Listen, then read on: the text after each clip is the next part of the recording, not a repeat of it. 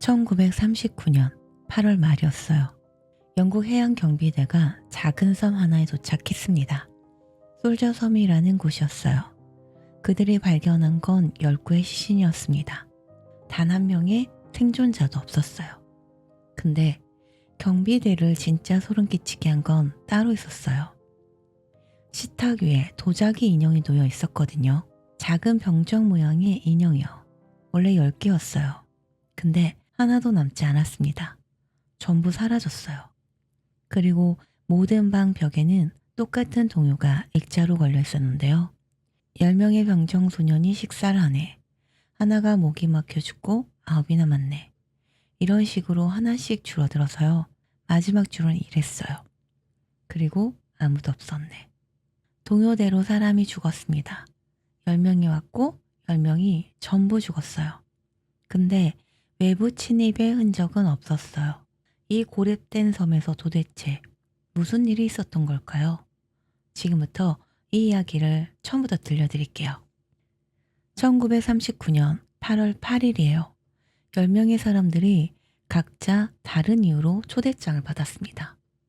보낸 사람은 UN 오원이라는 인물이었어요. 근데 신기한 건요. 이 10명 중에 오원을 실제로 만나본 사람이 단 한 명도 없었다는 거예요. 누군가는 지인의 소개로, 누군가는 일자리 제안으로, 누군가는 파티 초대로 전부 다른 이유였어요. 오후를 조금 넘긴 시각이었습니다. 작은 배가 솔저선 부대에 도착을 하죠. 섬은 아주 작고 황량했어요. 완전히 고립된 섬이었어요. 통신수단도 없었고요. 문을 연 건 집사 로저스였어요. 주인인 오원 씨는 급한 사정으로 아직 도착하지 못했다는 연락이 왔대요. 근데 초대한 사람이 손님보다 늦게 온다고요? 여기서부터 뭔가 좀 이상했어요. 근데 아무도 그걸 심각하게 받아들이진 않았습니다. 저녁 식사 시간이 됐어요. 식탁은 거대한 창과 은식기로 꾸며져 있었고요. 음식은 정갈하고 고급스러웠습니다. 그리고 식탁 한가운데에 작은 도자기 병정 인형 10개가 나란히 놓여 있었어요. 아직은 아무도 그 의미를 몰랐습니다. 어느 순간부터 묘한 침묵이 흐르기 시작해요. 누군가 이렇게 물어봅니다. 혹시 오원을 실제로 만나본 분 있으세요? 아무도 없었어요. 식사가 끝나고 집사 로저스가 이런 말을 합니다. 거실에서 레코드를 틀라는 지시가 있었대요. 레코드가 돌기 시작을 하는데요. 흘러나온 건 음악이 아니었어요. 목소리였습니다.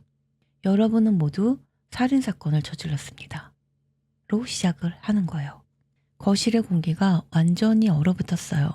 레코드는 계속 돌아갑니다. 하나하나 이름을 호명하면서 과거의 죄를 폭로하기 시작을 하죠. 은퇴한 판사 워그레이브는 무고한 사람에게 사형을 선고했다. 전직 교사 베라는 맡고 있던 어린아이를 익사하게 만들었다.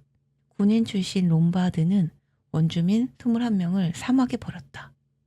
이렇게 10명 전부의 죄를 하나하나 폭로를 합니다. 이건 장난이 아니었어요. 누군가 이들을 일부러 이 섬에 불러들인 겁니다. 그때 가장 젊은 청년이었던 앤서니 마스턴이 잔을 들어 술을 벌컥 마시기 시작해요. 20대 초반 부유한 집안에 고급 스포츠카를 몰고 다니던 금수저였죠. 레코드의 내용에 따르면 과속 운전으로 아이 2명을 치어 죽이고도 무죄를 받은 사람이었어요. 그가 잔을 내려놓으려는 순간이었습니다. 갑자기 고개를 젖히더니 눈을 뒤집고 그대로 쓰러졌어요. 맥박이 없었습니다. 청산가리 중독이었어요. 너무 빠르고 너무 조용하고 너무 갑작스러웠어요. 그때 베라가 비명을 질렀습니다. 식탁 위를 보세요. 병정 인형 10개 중 하나가 사라졌어요. 동요의 첫 번째 줄이 하나가 목이 막혀 죽고 9이 남았네. 이건 우연이 아니었습니다. 여기서부터 죽음이 빠르게 이어집니다. 다음날 아침이에요. 아침 식사 준비가 늦어지고 있었어요. 집사의 아내 에덜 로저스가 나타나지 않았거든요. 올라가 봤더니 침대에서 일어나지 못하고 있었습니다. 숨을 쉬지 않았어요. 수면제 과다 복용이었습니다. 밤새 아무 소리도 없었어요. 비명도 발버둥도 없이 조용히 죽은 거죠. 병정 인형이 또 하나 사라졌어요. 8개가 남았습니다. 같은 날 오전이에요. 늙은 군인 메가더 장군이 보이지 않았어요. 정원 벤치에 앉아 있었습니다. 고개를 떨어뜨린 채로요. 뒤통수에 강한 타격 흔적이 있었어요. 이미 차갑게 식어 있었습니다. 7개, 오후가 됐어요. 원래 이 시간이면 집사 로저스가 커피를 준비했어야 했는데요. 저장고에서 발견됐습니다. 도끼로 머리를 가격당한 채로요. 6개. 그리고 다음날 아침 독실한 신앙인이었던 에밀리 브렌트가 의자에 앉은 채 움직이지 않았어요. 목에 주삿바늘 자국이 있었습니다. 청산가리였죠. 5개. 이틀 만에 5명이 죽었어요. 하루에 1명도 아니고 어떤 날은 2명씩 죽었습니다. 그리고 매번 정확하게 인형이 하나씩 사라져 있었어요. 여기서 중요한 게 있어요. 이쯤에서 남은 사람들은 섬 전체를 수색을 합니다. 지하 저장고, 절벽 뒤, 굴뚝, 빈방, 어디에도 숨은 사람은 없었어요. 그 말은요, 이 섬에 10명 외에 다른 사람은 없다는 뜻이에요. 범인이 이 안에 있었습니다. 자, 여기서부터가 이 소설의 진짜 무서운 부분이에요. 5명이 남았습니다. 워그레이브 판사, 암스트롱 박사, 전직 경찰 블로어, 군인 롬바드, 그리고 전직 교사 베라. 이 5명은 서로의 얼굴을 보면서 생각합니다. 이 중에 한 명이 지금까지 사람을 죽여온 거라고. 밥을 같이 먹고 대화를 나누고 같은 지붕 아래에서 자는 사람 중에 살인자가 있다는 거예요. 자, 누구를 믿어야 할까요? 블로어가 먼저 고백합니다. 사실 제 이름은 데이비스가 아니라 블로어입니다. 전직 경찰이에요. 초대받은 사람들을 감시하라는 임무를 받고 왔습니다. 그러니까 이 사람은 처음부터 거짓 이름을 쓰고 있었던 거예요. 그럼 블로어가 범인인 걸까요? 아니면 다른 누군가도 거짓말하고 있는 걸까요? 의심은 워그레이브 판사에게 집중됩니다. 가장 냉정하고 가장 머리가 좋고 가장 침착한 사람이었거든요. 은퇴한 고등법원 판사, 평생 사람을 심판해온 사람이에요. 그런데 그날 밤이었습니다. 응접실에서 워그레이브 판사가 발견됩니다. 소파에 앉아 있었는데요. 여러분, 이게 진짜 소름 끼치는 장면이에요. 붉은 커튼으로 만든 벅복을 걸치고 있었어요. 털실로 만든 가발까지 쓰고 있었습니다. 완벽한 판사의 모습으로 앉아 있었던 거예요. 이마에는 총상이 있었어요. 가장 의심받던 사람이 죽었습니다. 근데 총을 가진 건 롬바드 뿐이었거든요. 그러니까 롬바드는 자기 권총을 꺼내 보이면서 쏘지 않았다고 했어요. 그리고 아무도 총소리를 듣지 못했습니다. 자, 4명이 남았어요. 인형도 4개. 그날 밤이 지나고 아침이 왔는데요. 암스트롱 박사가 보이지 않았어요. 방에도 없었고 저택 어디에도 없었어요. 밤사이에 사라진 거예요. 아침에 바닷가에서 시신이 발견됩니다. 절벽에서 떨어진 거였어요.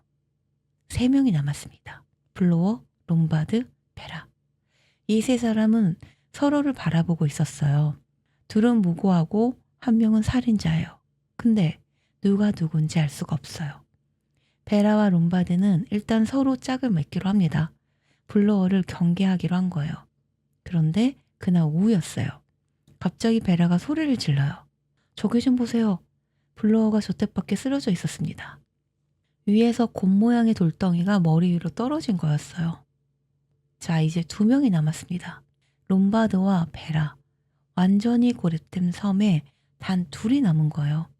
롬바드는 권총을 가지고 있었습니다. 베라는 롬바드를 바라보면서 생각해요. 아, 이 사람이 범인인가?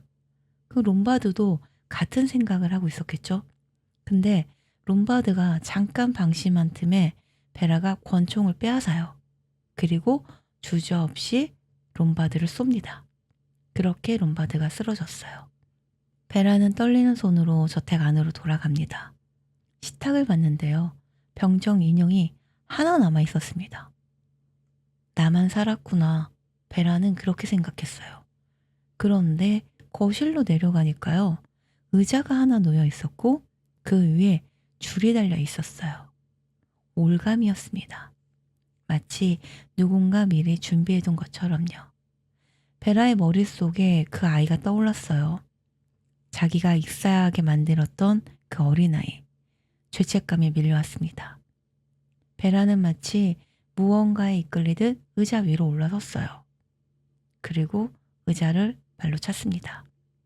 10번째 죽음이었어요. 마지막 병정 인형이 바닥에 떨어졌습니다. 그리고 아무도 없었어요. 며칠 후에 영국 해양경비대가 솔저섬에 도착을 합니다. 10구의 시신을 발견했어요. 생존자는 없었습니다. 경찰은 완전히 혼란에 빠졌어요.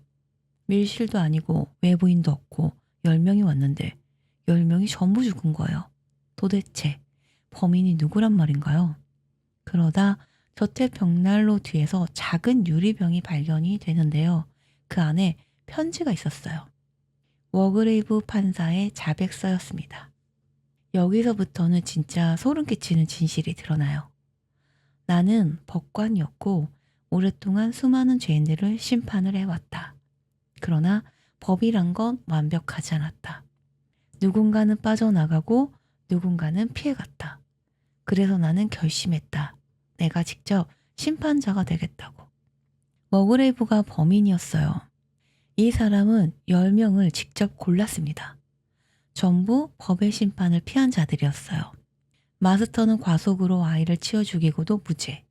에덜 로저스는 노부인을 살해하고도 무죄. 메가더 장군은 부하를 일부러 전장에 보내 죽게 만들었고 에밀리는 임신한 하녀를 내쫓아 자살로 내몰았고 암스트롱 박사는 술에 취한 채 수술해서 환자를 죽였어요. 블로어는 무고한 사람을 감옥에 보내 죽게 만들었고 롬바드는 원주민들을 사막에 버리고 왔죠. 마지막으로 베라는 어린아이를 일부러 바다에서 익사시켰어요. 그리고 워그레이브 자신도 무고한 사람에게 사형을 선고한 죄가 있었습니다. 근데 여기서 진짜 충격적인 부분이 나와요. 워그레이브는 6번째로 죽은 게 아니었어요. 자기 죽음을 위장을 했죠. 이마에 총상처럼 보인 건 붉은 진흙이었어요. 법복과 가발은 일부러 연출을 한 거였죠. 다른 사람들이 자기 시신을 2층으로 옮긴 다음에 워그레이브는 조용히 일어나서 저택 어딘가에 숨었습니다. 거기서 암스트롱 박사를 밤에 몰래 불러냈어요. 의사 선생, 범인을 잡으려면 협력해야 합니다. 제가 죽은 척하는 작전을 세웁시다. 이렇게 속여서 절벽으로 데려간 뒤에 밀어버린 거예요. 블로어 머리 위로 돌덩이를 떨어뜨린 것도 워그레이브였어요. 베라와 롬바드가 서로를 의심하게 만든 것도요. 그리고 베라가 롬바드를 쏘고 저택으로 돌아왔을 때 거실에 의자와 올가미를 미리 준비를 해둔 것도 워그레이브였습니다. 베라의 죄책감을 알고 있었던 거예요. 스스로 목을 매게 만든 겁니다. 마지막으로 워그레이브는 자기가 만든 법복을 다시 입었어요. 소파에 앉았습니다. 그리고 실과 고리로 정교한 장치를 만들어서 자기 머리에 진짜로 총을 쐈어요. 장치가 작동을 하면서 총이 손에서 빠져나가도록 설계를 한 거죠. 완벽한 범죄였습니다. 아니, 워그레이브 입장에서는 완벽한 심판이었던 거죠. 1939년 8월에 솔저섬에 10명이 도착했어요. 그리고 10명이 모두 죽었습니다. 그런데 사실 이 소설에서 진짜 소름 끼치는 건요. 죽음의 순서가 아니에요. 워그레이브가 죽음의 순서를 죄의 무게로 정했다는 거예요. 죄가 가벼운 사람부터 죽였어요. 가장 무거운 죄를 진 사람에게는 가장 오래 공포를 느끼게 했죠.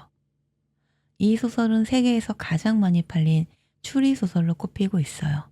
무려 1억 부 이상 팔렸다고 합니다. 그런데 저는 이 이야기를 보면서 이런 생각이 들었어요. 법이 심판하지 못한 죄를 직접 심판을 한다? 드라마에서는 자주 보는 설정이죠. 근데 현실에서 누군가 이런 일을 한다면 그건 정의일까요? 아니면 또 다른 범죄일까요? 여러분은 어떻게 생각하시는지 댓글로 의견 남겨주시면 감사하겠습니다. 오늘 준비한 이야기는 여기까지예요. 끝까지 들어주셔서 정말 감사합니다. 그럼 다음 이야기로 또 돌아올게요. 그때까지 모두 편안하세요. 안녕요.